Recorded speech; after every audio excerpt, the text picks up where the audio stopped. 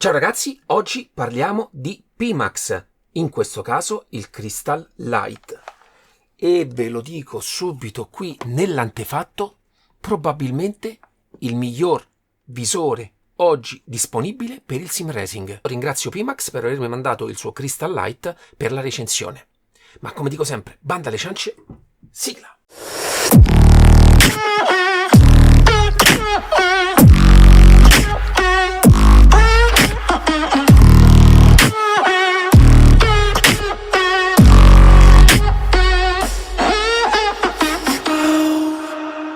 Ciao ragazzi, YouTube da poco ha dato la possibilità di attivare la funzionalità Hype. Questo serve per supportare i canali piccoli come il mio e dare la possibilità di avere più visibilità. Come si fa? Prendete il vostro bel cellulare, non so se si può fare anche da PC, andate qui sotto nell'area commenti, sotto un mio video, basta fare un piccolo swipe, vedete? Hype, a questo punto il pulsantino, io in questo caso non posso farlo perché il video è il mio, e mi date un po' di punti Hype in modo da dare la possibilità al mio canale di essere più visibile e magari crescere un pochino. Questo è il modo migliore per potermi supportare, soprattutto se vi piacciono i miei contenuti. Mi raccomando e grazie. Ciao ragazzi, vi anticipo subito che questo sarà uno di diversi video in cui vi andrò a parlare del nuovo Crystal Light. Questo perché voglio ogni volta focalizzarmi su alcuni aspetti e andarli un pochino a approfondire. Oggi ci soffermeremo di più sul lato del comfort e tutto quello che riguarda il tracciamento inside out. Questo perché la mia postazione dinamica offre un pochino lo spunto di andare a mettere alla prova quello che è il tracciamento del Pimax. Inizierei appunto con l'aspetto del comfort. Io provengo da un normale Crystal che aveva anche nella parte dietro il pacco batteria, ma avevo anche degli optional, il Comfort Stripe nella parte alta, e personalmente l'ho trovato sempre molto comodo anche per me che utilizzo gli occhiali, anche se sul Light avrò a breve la possibilità di recensire le lenti che vanno montate all'interno del visore e quindi finalmente togliermi gli occhiali.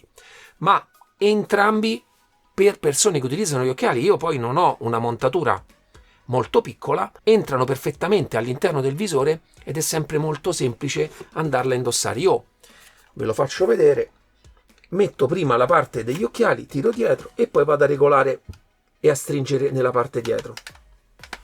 Le regolazioni e il sistema di indossaggio è lo stesso identico che c'era sul Pimax normale.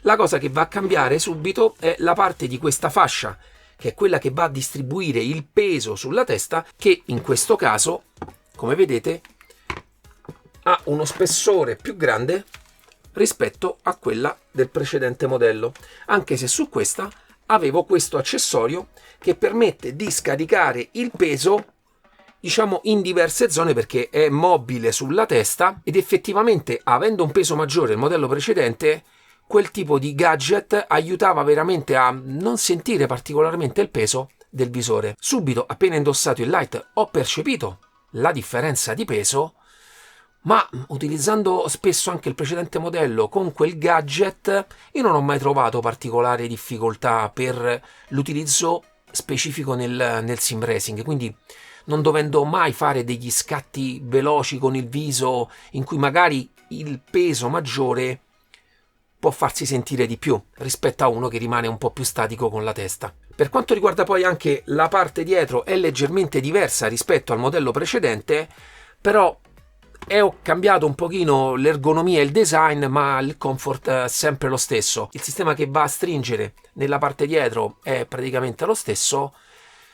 Sicuramente qualche punto in più in comodità effettivamente ce l'ha. Per quanto riguarda il comparto sonoro, siamo ritornati alla parte delle cuffie, il modello base, sicuramente superiore ad altri visori, ma non paragonabili per esempio al modello Dimas che ho nel Crystal normale.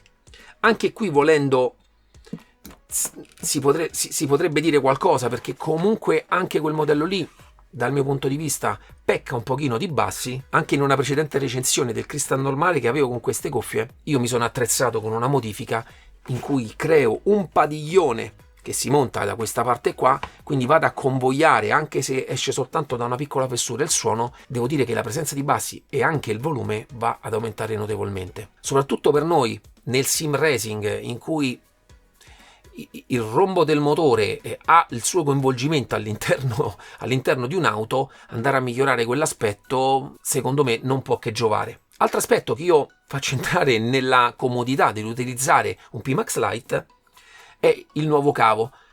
Non c'è più bisogno di utilizzare un hub alimentato, perché proprio sul cavo c'è la possibilità di andare a inserire l'alimentatore, e questo a livello di organizzazione nella propria postazione secondo me ha i suoi vantaggi. Facciamo anche un piccolo accenno alla risoluzione 2880x2880 per occhio.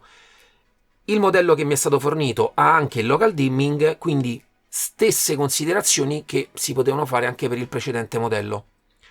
Non sono i neri di un OLED, ma il local dimming aiuta, soprattutto negli ultimi aggiornamenti che sono stati fatti ormai da qualche mese, ad avere un'immersione maggiore, per esempio nelle scene molto scure. Ma ve ne parlerò più avanti. Quindi, essendo lo stesso pannello, c'è sempre la possibilità di arrivare fino a 120 Hz per l'aggiornamento e quindi avere immagini super fluide. Ma a questo punto parliamo anche di hardware, e che è quello che poi, dal mio punto di vista, me lo fa decretare il miglior visore PC in realtà per qualsiasi gioco. In questo caso noi parliamo di sim racing, quindi per il sim racing, perché per giocarci e poterne godere naturalmente serve un hardware di un certo tipo. Sono usciti modelli con risoluzioni maggiori, con qualità anche visiva maggiore, ma anche a costi decisamente maggiori. Il costo che oggi il Pimax Crystal Lite secondo me lo mette al vertice delle scelte di qualsiasi sim racer.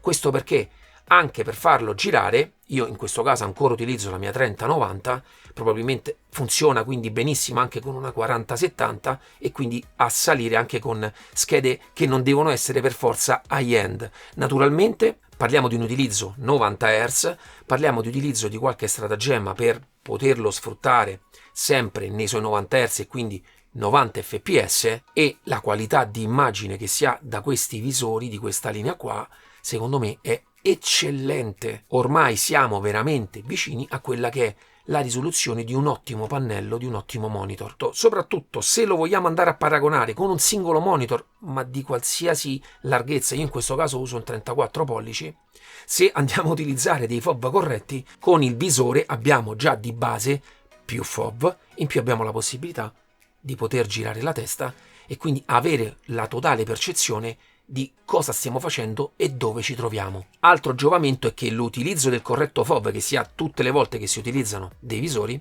è anche avere la percezione delle grandezze di tutto quello che ci sta intorno, perché molto spesso, soprattutto con il singolo monitor, siamo costretti a mettere dei FOV non corretti e quindi avere e vedere tutto più piccolo. Arriverei quindi al secondo grande argomento di cui volevo parlare in questo primo video del Pimax Crystal Lite, ed è il tracciamento inside out.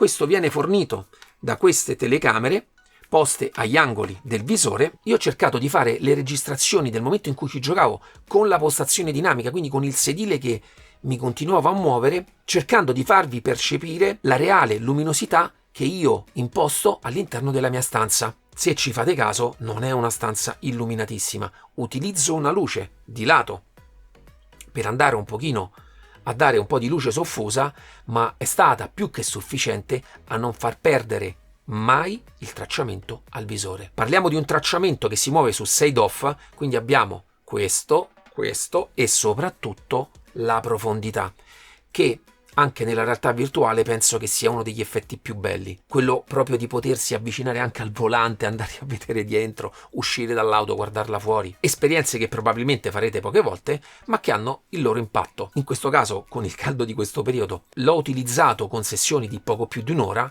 Neanche quando lo tolgo e lo rimetto, vado soltanto a ricentrare l'immagine e ragazzi, durante le sessioni di guida mai un problema.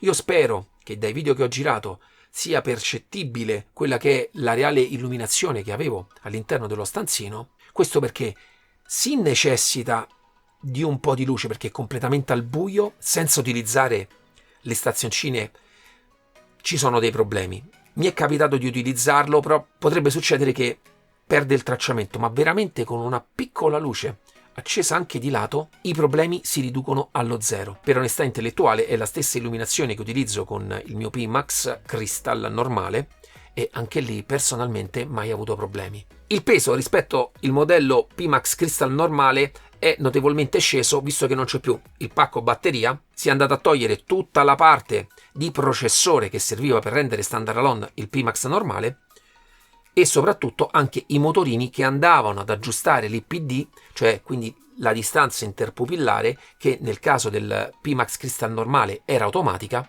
in questo caso diventa manuale. C'è una rondellina posta da questa parte e ve lo dovete andare a spostare, ma soprattutto ve lo dovete andare a misurare. Nel mio caso non avevo particolari problemi perché ce l'avevo già misurato elettronicamente dal mio vecchio Pimax e l'ho dovuto soltanto impostare manualmente. Ci sono ancora tanti aspetti di cui vorrei parlarvi del visore, come la luminosità, il Fixed Forward 2.0 e parlarvi poi anche della differenza con il Dynamic Render Forward che c'era sul Pimax Crystal normale, ma come ho detto c'è tanta carne al fuoco, lo faremo in prossimi video. Ringrazio ancora Pimax per la collaborazione, ci sono tutti i link in descrizione se vorrete acquistarlo e vi ricordo sempre che utilizzare questi sconti, oltre a darvi un piccolo sconto per l'acquisto del vostro visore preferito, aiuta e supporta anche il mio canale.